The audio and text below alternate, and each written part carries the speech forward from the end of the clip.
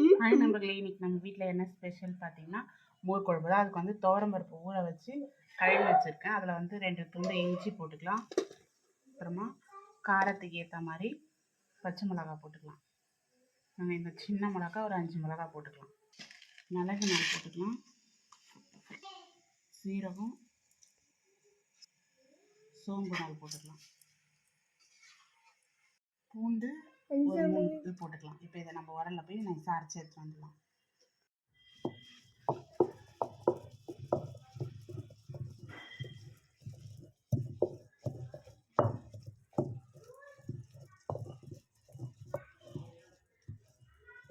நல்லா அரைச்சி எடுத்துக்கலாம் நைஸாக. இப்போ இதை வந்து சுற்றி நல்லா தள்ளி விட்டு நைஸாக அரைச்சி எடுத்துக்கலாம்.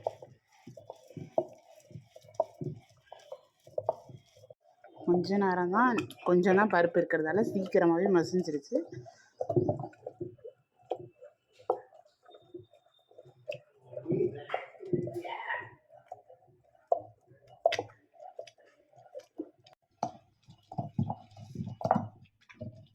இது நல்லா சுற்றி தள்ளி விட்டு அரைச்சாச்சு. நல்லா மசிஞ்சிருச்சு. இப்போ இதை நம்ம வழிச்சிக்கணும்.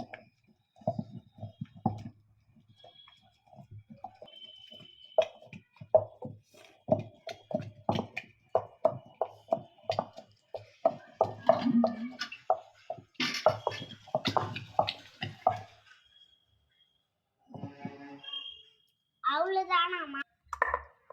நல்லா மசிஞ்சிருச்சு. இதை வழித்து பாத்திரத்தில்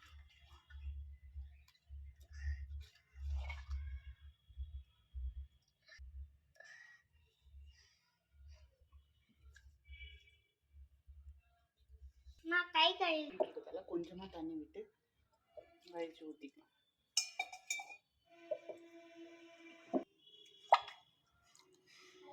மோர் குழம்புக்கு மசாலா ரெடி ஆகிடுச்சு. வாங்க எப்படி வைக்கிறதுன்னு பார்க்கலாம். மோர் குழம்புக்கு எண்ணெய் விட்டு எண்ணெய் காஞ்சதும் கடுகு சீரகம் போட்டுக்கலாம். கடுகு பொரியும் போது பெருங்காயம் போட்டுக்கலாம். கருவேப்பிலை நான் போட்டுக்கலாம். கட் பண்ணி வச்சுருக்கோம் நல்லா பச்சை மிளகாய் போட்டுக்கலாம்.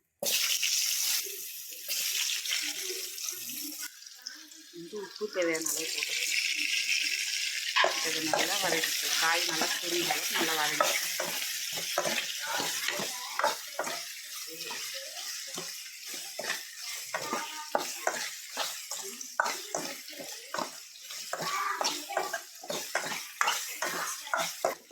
பூசணிக்காய் நல்லா வதங்கினவே மஞ்சத்தூள் போட்டுக்கலாம்.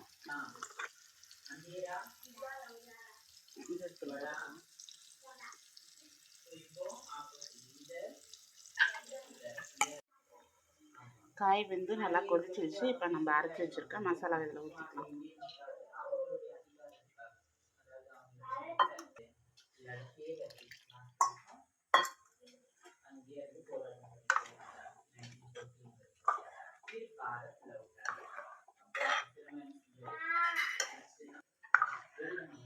மசாலாவை ஊற்றிட்டு தேவையான அளவு தண்ணி ஊற்றிக்கலாம். இது நல்லா கொதிக்கிட்டோன்னு அப்புறமா தயிர் இதில் ஆட் பண்ணிக்கலாம்.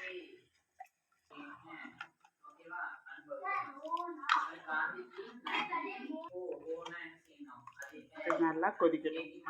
பருப்போட பச்சை வாசனை போகிற அளவு நல்லா கொதிச்சதும் நம்ம இதில் தயிர் ஆட் பண்ணி வச்சு இதில் வந்து தயிர் நல்லா ஈஸியான தயிர் வந்து கடைஞ்சி வச்சுருக்கோம். அதை ஆட் பண்ணிக்கலாம்.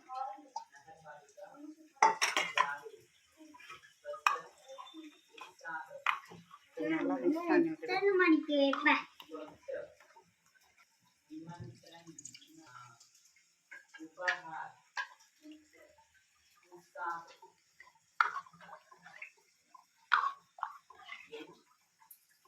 தயிர் ஊற்றியாச்சு. இப்போ லைட்டாக ஒரு கொதி வந்தோடனே ஆஃப் பண்ணிக்கலாம்.